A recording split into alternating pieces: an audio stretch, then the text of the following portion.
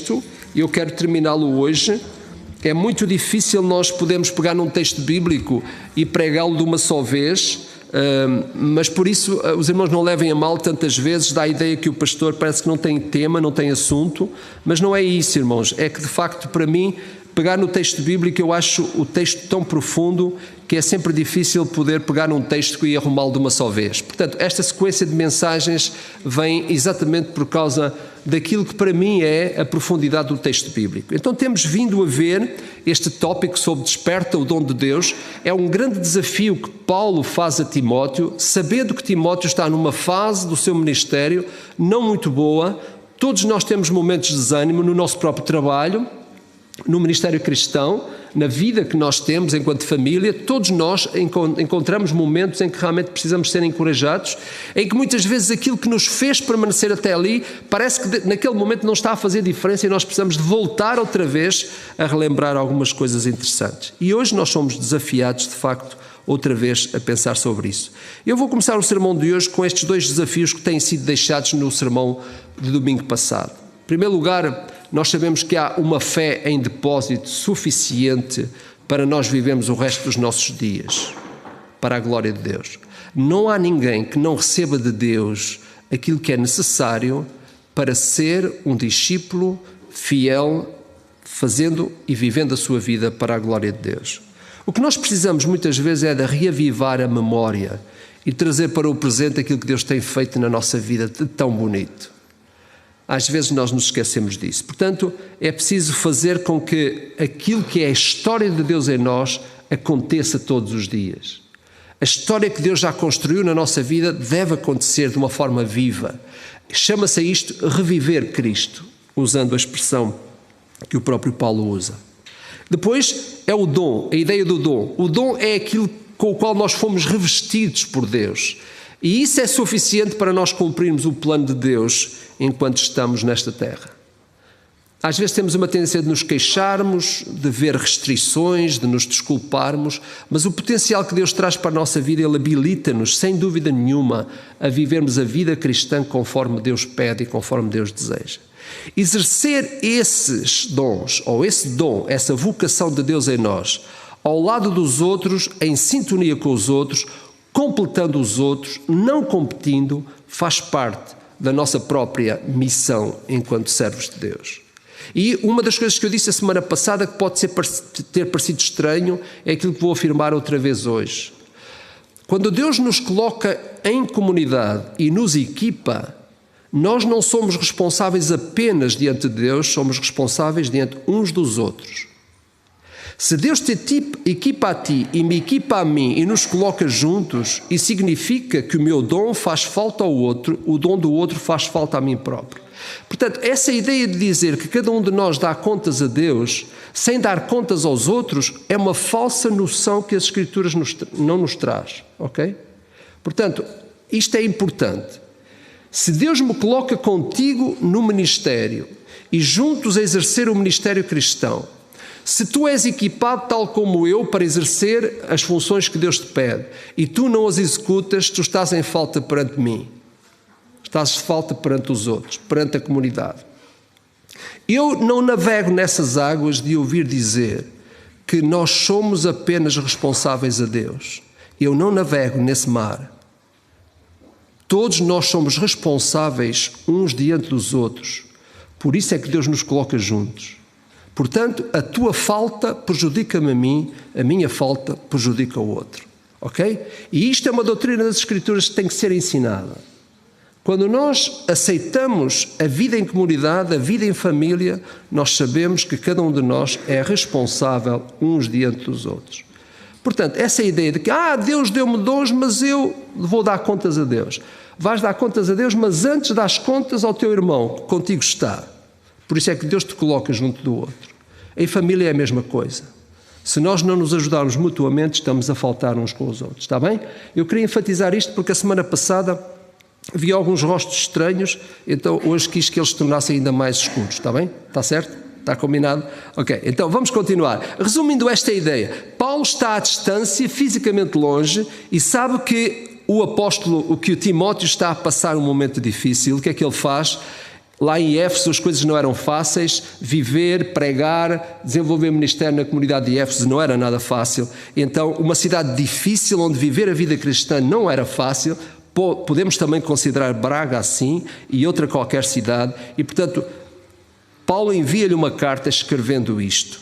Ele diz: Deus deu-nos um espírito de poder, de amor e de moderação. E esta é a grande verdade que nós temos neste texto, que serve de eixo. Né?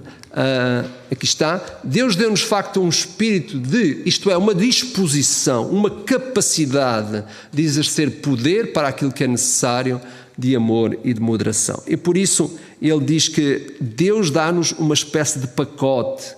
Quando nós somos salvos, pela sua graça, Ele nos dá um pacote que tem capacidade para fazer, capacidade para amar e capacidade para ser sóbrio também, ser equilibrado, ser modesto na própria vida cristã. Então Paulo diz a Timóteo para nós mantermos esta verdade viva.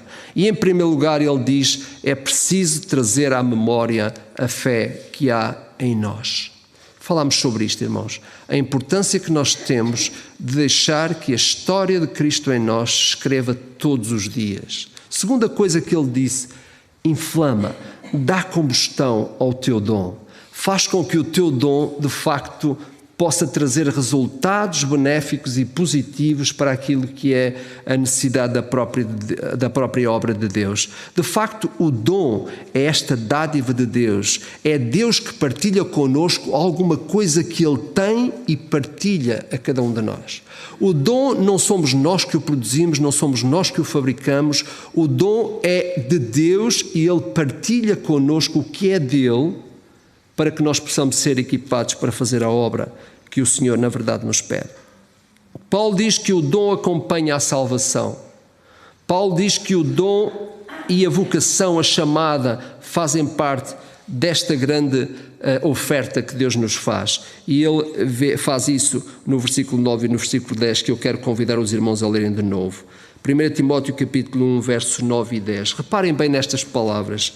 Nos salvou e nos chamou com santa vocação, não segundo as nossas obras, mas conforme a sua própria determinação e graça que nos foi dada em Cristo Jesus antes dos tempos eternos e manifestada agora pelo aparecimento do nosso Salvador Cristo Jesus, o qual não só destruiu a morte, como trouxe à luz a vida e a imortalidade mediante o Evangelho.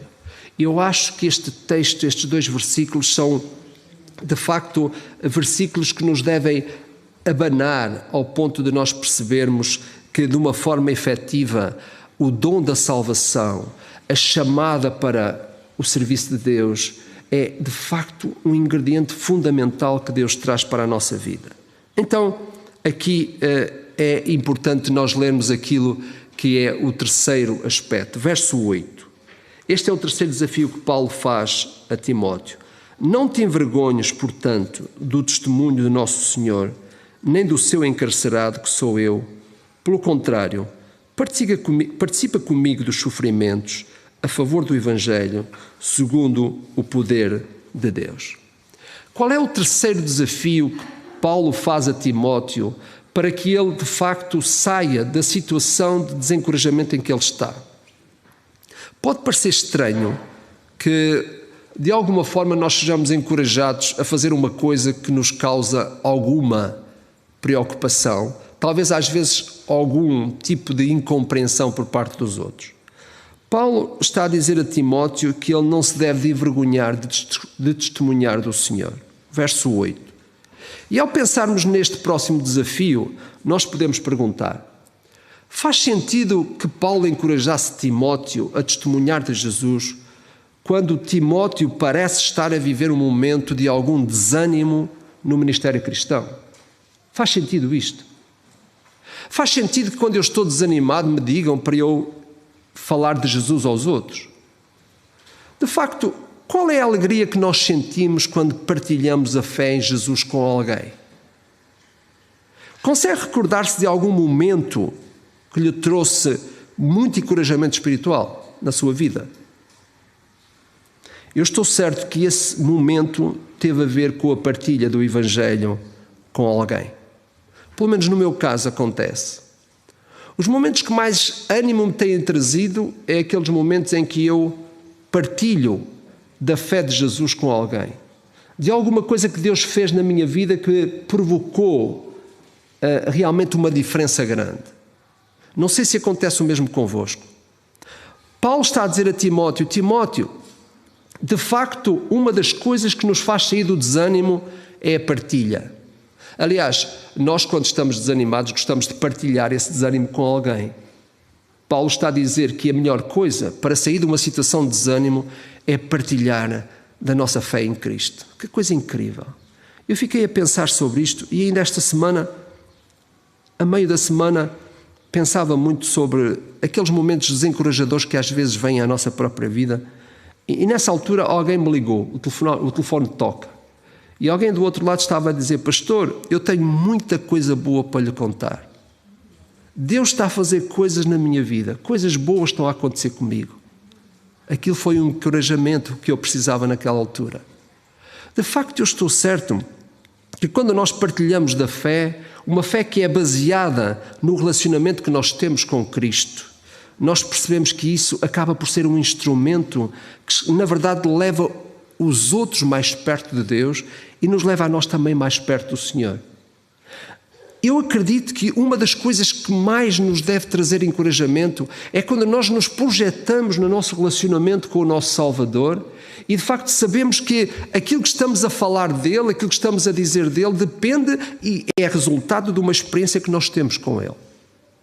De facto, é como se Paulo estivesse a dizer a Timóteo: quando estás desencorajado, sai pelas ruas de Éfeso e fala aos Efésios sobre a experiência que tu tens com Cristo. Em vez de esconderes, pensando que eles não te ouvem, por acharem que és jovem, por achares que não sabes nada da vida, fala-lhes.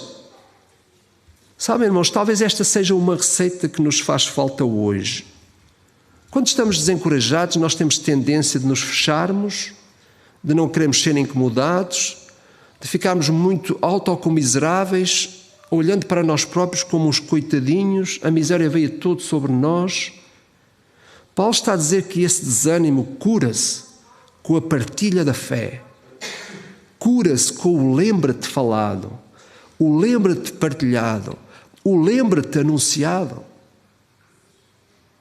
Paulo deve estar a recordar-se do que é que lhe tinha acontecido em Corinto.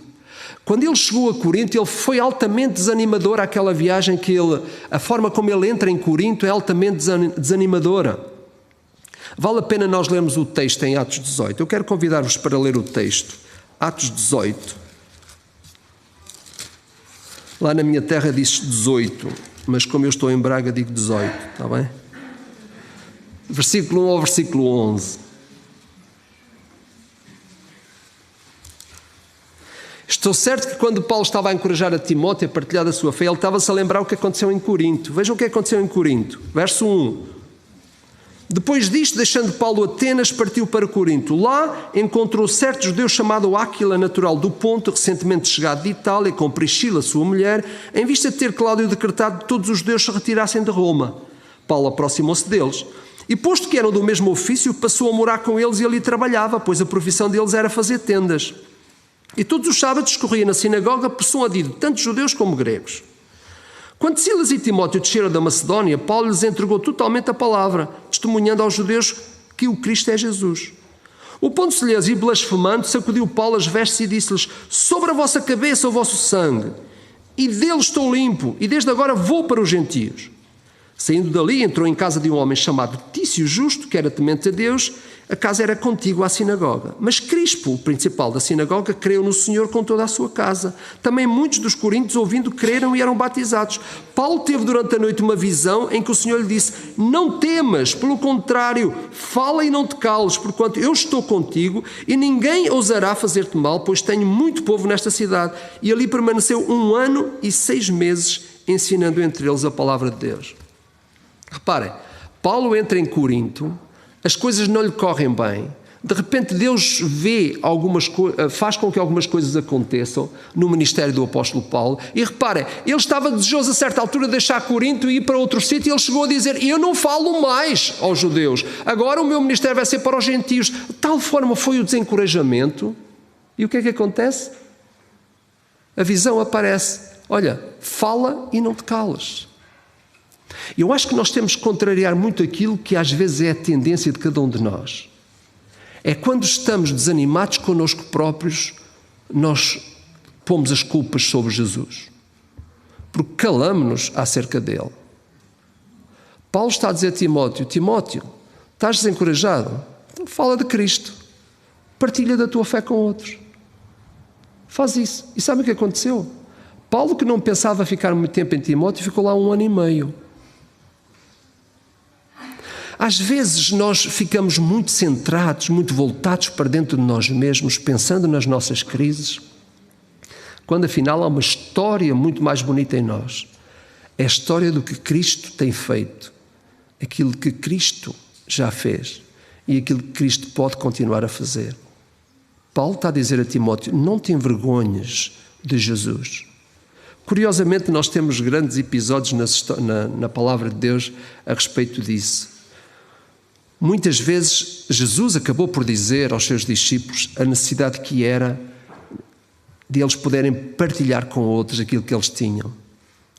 Quando os apóstolos estão a atravessar uma situação difícil lá em Atos 20, eles lembraram-se do que é que o Senhor Jesus tinha dito. Ele disse: mais bem-aventurada coisa é dar do que receber. Os apóstolos lembraram-se disso. E sabem, isso foi o motor para que eles não se deixassem desanimar perante as situações difíceis. O problema muitas vezes é que o próprio inimigo, quando nós estamos desanimados, ele cria uma cratera ainda maior para nós nos enfiarmos no desânimo. Paulo está a dizer: a melhor receita quando tu estás desanimado, preocupado com qualquer coisa é partilha Jesus, porque essa é a tua história, é a história de Cristo em ti, e não há ninguém que possa negar isso. Ninguém que possa dizer-nos que há alguma coisa mais válida da nossa vida do que a história de Cristo em nós, a história que Ele semeou na nossa própria vida. Estás desanimado? Partilha de Cristo. Não te envergonhes dele, porque na verdade é o melhor que se pode fazer. Já no tempo do profeta Isaías, o Senhor encorajava o seu povo: ouvi-me vós que conheceis a justiça, vós povo em cujo coração está a minha lei, não temais o desprezo dos homens, nem vos perturbeis com as suas ofensas. Também o salmista dizia: falarei dos teus testemunhos perante os reis e não me envergonharei. Também Jesus disse: quando o Filho do Homem vier na glória de seu Pai com os seus santos anjos, ele também se envergonhará de quem se envergonhar de mim e das minhas palavras nesta geração adúltera e pecadora. Essa é a nossa geração também. Jesus está a dizer: se alguém se envergonhar de mim e das minhas palavras, eu também me envergonharei dele quando o meu Pai vier na sua glória. Às vezes nós achamos que a partilha das palavras, ela é o que nos apetece. Às vezes achamos que a partilha da nossa fé em Jesus é se me apetecer. Mas escutem, Paulo está a dizer com razão a uma pessoa desanimada por causa das dificuldades do ministério cristão: o melhor que tu podes fazer é fala de Cristo. Partilha a tua fé com outros. Eu lembro-me que muitos anos atrás, quando vivíamos lá em Loures, tínhamos um vizinho do lado, era o Sr. Rogério. Ele tinha cerca de 80 anos, mas ele, quando me sentia em casa, ele vinha sempre ter comigo. Então ele gostava muito de estar lá ao lado, não é? O Ruben era pequenito, ele achava muita graça ao Ruben. Hoje já não, mas naquela altura achava-lhe muita graça, não é? Então ele vinha sempre que tinha, e sempre eu falava com ele. E tínhamos momentos de partilha de fé, e eu realmente pedia a Deus que não levasse aquele homem para a eternidade sem que ele pudesse conhecê-lo como Salvador. Mas sabe uma coisa que acontecia? Naqueles momentos em que a conversa estava mesmo assim a entrar, não é? Como nós dizemos, por um caminho que faz com que o Espírito Santo pode utilizar aquele momento para trazer aquela pessoa à fé, sempre acontecia alguma coisa e ele tinha que ir embora. Até que no momento derradeiro, a última vez, nós estávamos a conversar e eu estava acabei de fazer-lhe um desafio para perguntar se ele queria realmente receber o Senhor Jesus como Salvador. Sabem, foi uma situação tão triste aquela, porque de repente o diabo provoca um desarranjo intestinal no homem que ele tem que fugir a caminho de casa.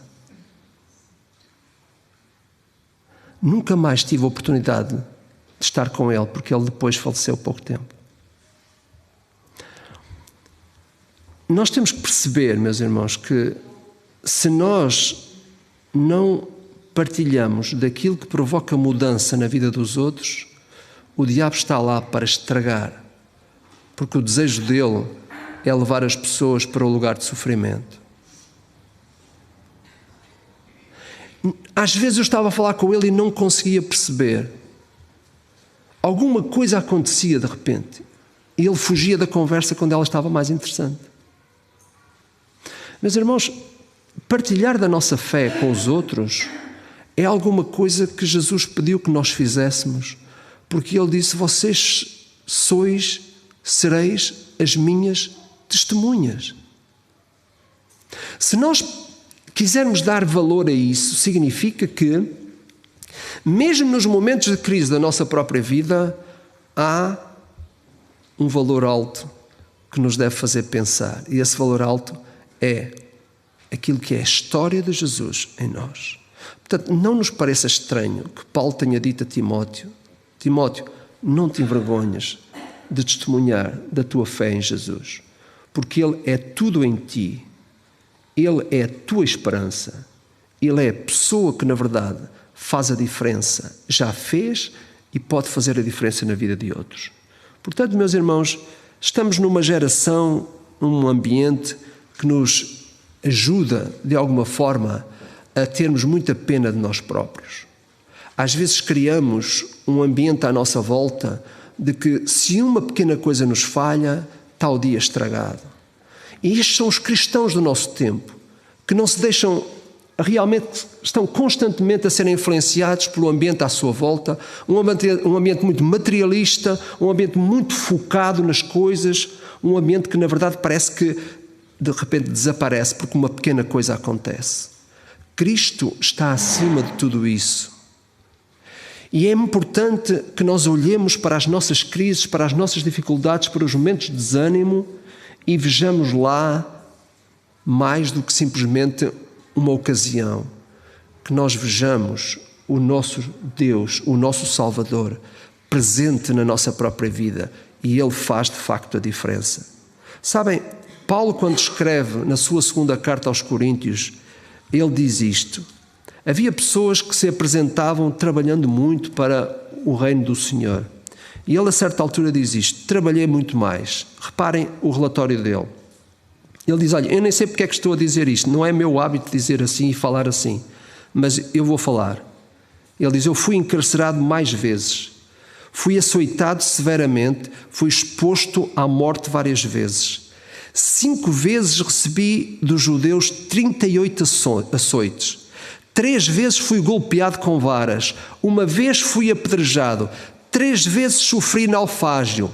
Passei uma noite e um dia exposto à fúria do mar. Estive continuamente a viajar de uma parte para outra, enfrentando perigos nos rios, perigos nos assaltos, perigos dos meus compatriotas, perigos dos gentios, perigos na cidade, perigos no deserto, no mar e perigos dos falsos irmãos. Trabalhei arduamente, muitas vezes fiquei sem dormir, passei fome e sede e muitas vezes fiquei em jejum, suportei frio e nudez. Além disso, enfrento diariamente uma pressão interior, a saber, a minha preocupação com todas as igrejas. Esta é a descrição de um homem que passou o que passou, e quando ele tem que encorajar os outros, ele diz: partilha de Jesus. Meus irmãos, acho que está aqui uma coisa que vale a pena parar para pensar. Nós estamos constantemente mergulhados nas nossas dores, nas nossas dificuldades, nos nossos problemas, etc, etc. Puxa, há aqui um homem que viveu a vida de Cristo nele. E o mínimo que nós podemos fazer, pelo menos, é respeitar o conselho que ele nos dá. Falar de Cristo é de facto a receita para nós percebermos que nós não somos tão importantes quanto nós pensamos. Cristo é mais importante. Então, se for verdade que testemunhar de Cristo é resultado de uma vivência com Cristo, o que é que nos está a faltar? Estará a faltar partilha por não haver vivência? Ou não haverá testemunho por haver vergonha de Cristo? Paulo está a chamar a atenção para isto. Às vezes nós dizemos, eu falo, vivo com a minha vida. Sim, só que a tua vida muitas vezes está mais escondida que as tuas palavras. Às vezes até é bom que a nossa vida nem seja muito exposta, porque às vezes ela não traduz bem a coerência daquilo que são as nossas palavras. A vida é importante, mas Jesus disse, vós sois minhas testemunhas. Então as palavras são importantes acerca de Jesus. Eu fui abençoado por este conselho que Paulo deu a Timóteo. Estou a ser abençoado. E sabem, uma das coisas que mais me dá gozo de fazer é realmente partilhar alguma coisa acerca do meu Salvador com as outras pessoas que estão à minha volta. E mesmo quando as outras pessoas estão com alguma situação de dificuldade e desânimo, não há melhor receita para elas que lhe falar do meu Salvador. Às vezes nós falamos de produtos naturais, falamos de receitas, falamos de muitas coisas, damos medicamentos aos outros. O melhor medicamento para isso é Jesus. E Ele é o nosso Salvador, é o nosso Mestre. Qual é o quarto conselho que de facto nos é dado? Leiam comigo este texto, que já o devíamos ter lido, mas eu acho que é importante o voltarmos a ler. Podem ler comigo? Ele nos salvou e nos chamou com uma santa vocação, não por causa das nossas obras, mas devido ao seu propósito e graça, que nos foi concedida em tempos eternos e se manifestou, temos ali alguma coisa que está a tapar a tela, e se manifestou através do nosso Salvador Cristo Jesus, que destruiu a morte e trouxe à vida, à luz, a vida e a imortalidade pelo Evangelho. Agora desapareceu. Qual é o quarto? Verso 13. Qual é o quarto conselho desafio que Paulo dá? Mantém o padrão das sãs palavras que de mim ouviste com fé e com o amor que está em Cristo Jesus. O quarto desafio que ele faz é este: retém o modelo da sã doutrina, guarda o bom tesouro. Meus irmãos, Paulo está a dizer a Timóteo que é tão importante nós nos conservarmos no modelo de fé que Jesus permitiu que existisse na nossa própria vida. A palavra modelo significa o projeto de um arquiteto. E eu acho muito interessante. Modelo é o projeto de um arquiteto. E Paulo está a dizer, olha, é bom que tu te mantenhas fiel ao modelo. Ao modelo de quem? Ao projeto de quem? O projeto de Cristo. Outra coisa importante quando nós estamos desencorajados, não é olhar para nós próprios, outra vez digo, é olhar para Jesus. É falar de Jesus, mas mais do que isso, é ver o modelo de Jesus para a nossa própria vida. A palavra modelo de sã doutrina refere-se, de facto, ao ensino de Cristo. Há muitos cristãos que têm tido dissabores porque não seguiram o padrão, o modelo do ensino de Cristo. Às vezes é tão fácil nós não sermos prejudicados. Bastaria para isso nós obedecermos àquilo que Cristo nos ensina. Todos nós, de alguma forma, temos algum episódio na nossa vida que nos prejudicou em função da desobediência ao ensinamento de Jesus. Seja ele mais ou menos grave, tenha mais ou menos consequência, eu acho que ninguém está aqui, entre tantos santos, que realmente não admita ou não possa admitir em alguma altura da sua vida que teve problemas por causa de desobedecer aos ensinamentos de Jesus. E Paulo está a dizer: estás desanimado? Ele não se preocupou em saber qual era a crise que o próprio Timóteo estava a passar. Às vezes nós temos uma certa tendência de vasculhar os problemas dos outros. Temos uma certa tendência de escavar o problema. Conheci uma pessoa que gostava muito de aconselhar os outros. E, na verdade, uma vez que percebi que o desejo que esta pessoa tinha de aconselhar os outros era realmente para viver das carnes alheias dos outros. Sabe o que é que isto quer dizer? Parece que a pessoa se alimentava do mal-estar do outro. Há pessoas que às vezes são assim, que quando precisam de ajudar alguém, ficam lá a vasculhar profundamente qual é o problema e parece que se saciam com o problema do outro. Quando realmente o outro tem um problema, uma dificuldade, a receita é Jesus. É o seu ensinamento. Podemos ser muito bons conselheiros. A psicologia moderna gosta de vasculhar os nossos problemas do passado. Mas sabem, os nossos problemas do passado foram crucificados na cruz de Cristo. Eles não precisam ser trazidos. É a história nova de Cristo em nós que nos refaz. Por isso é interessante o que Paulo está a dizer. Ele está profundamente a tentar ajudar Timóteo. Perder o modelo da fé cristã, ainda que seja por pouco tempo, desestabiliza qualquer cristão. Calvino disse, ao comentar esta passagem, que Paulo está a encorajar Timóteo a permanecer na doutrina que aprendeu, não só na sua substância, mas também na sua forma. Hoje nós discutimos muito a forma e às vezes acabamos por levar o conteúdo também fora. Nunca mais me esquece uma ilustração que um professor nosso dava, dizendo que devemos ter cuidado para que nestas coisas de fé, ao dizer o que é importante e que não é importante, não façamos como a criada fez com o bebê. É que ao deitar a água fora do banho, deixou o bebê ir junto. Ninguém se assusta que isso nunca aconteceu. Não é?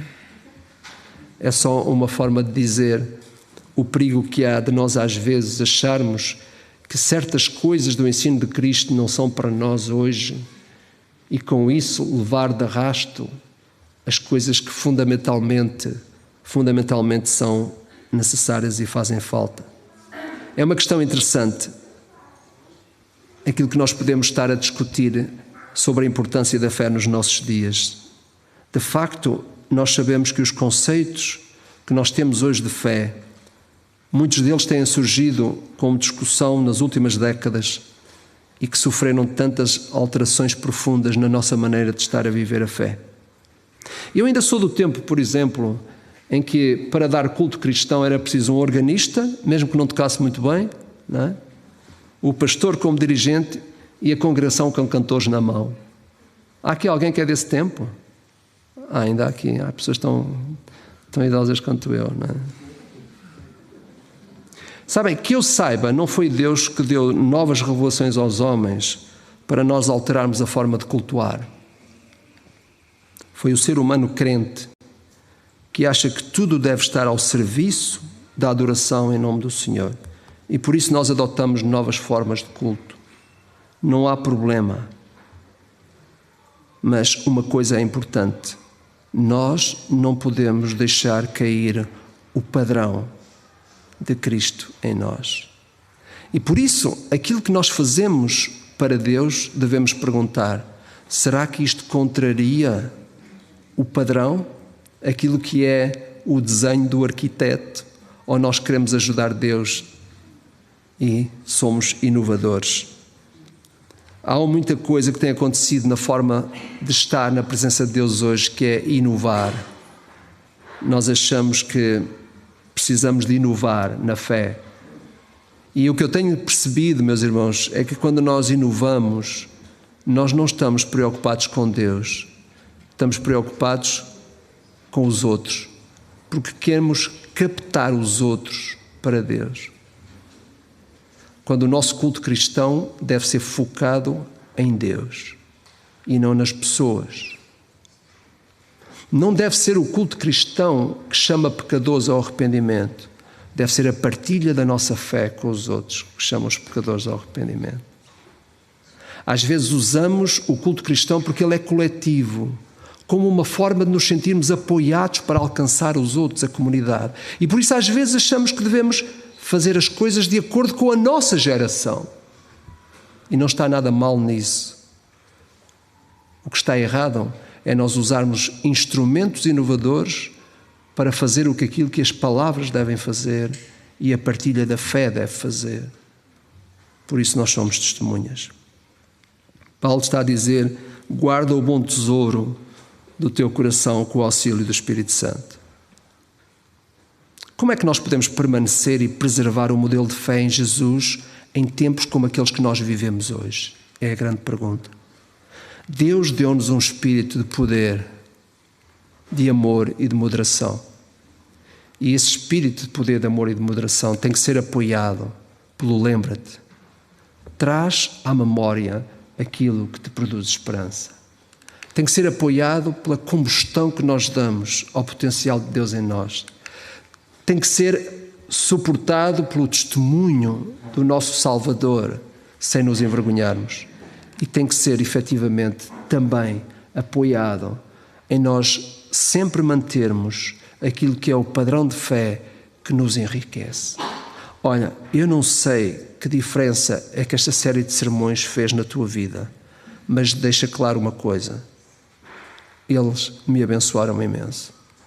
E por isso eu acho que a vitória está a ganha. O meu desejo era que, de facto, esta série de sermões conseguisse encorajar tanto a congregação como eu sei que encorajou Timóteo.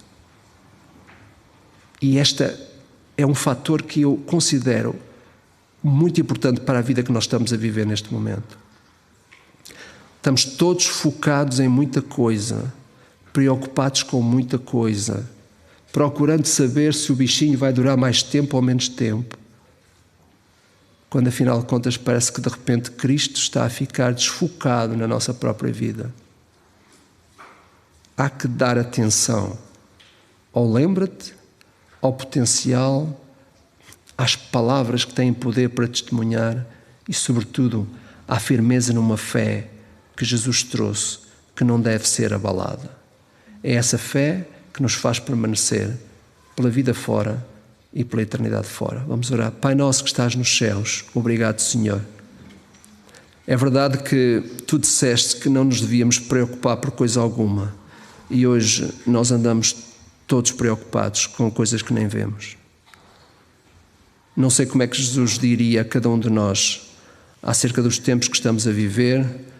Não sei o que é que o Senhor Jesus diria a cada um de nós quando nós nos especamos à frente de um televisor, a seguir todos aqueles relatórios que nos são dados das mortes e dos contágios, e vivemos, Senhor, a vida cristã tão focada no momento seguinte, muitos desanimando, muitos não querendo sair de casa, muitos vivendo o síndrome da cabana. Ó Pai nosso, tu continuas, Senhor, nas circunstâncias, sejam elas quais forem. É verdade que deve haver cuidado em nós, mas, ó Senhor, que nada nos assuste, porque tu és aquele que nos dá a vitória. Se tivermos que partir, quaisquer que sejam as circunstâncias, sabemos hoje, Senhor, que há doenças que acabaram quando elas estão presentes. Há tanta falsidade no meio da miséria. Pai, ajuda-nos a focarmos em Jesus. A história dele em nós, o potencial com o qual ele nos revestiu, o poder do Evangelho dito pelas nossas palavras como resultado da vivência com Cristo e também, Senhor, a permanência no padrão da fé que recebemos quando Cristo nos salvou. Abençoa a nossa igreja, abençoa cada um de nós, em nome de Jesus. Amém.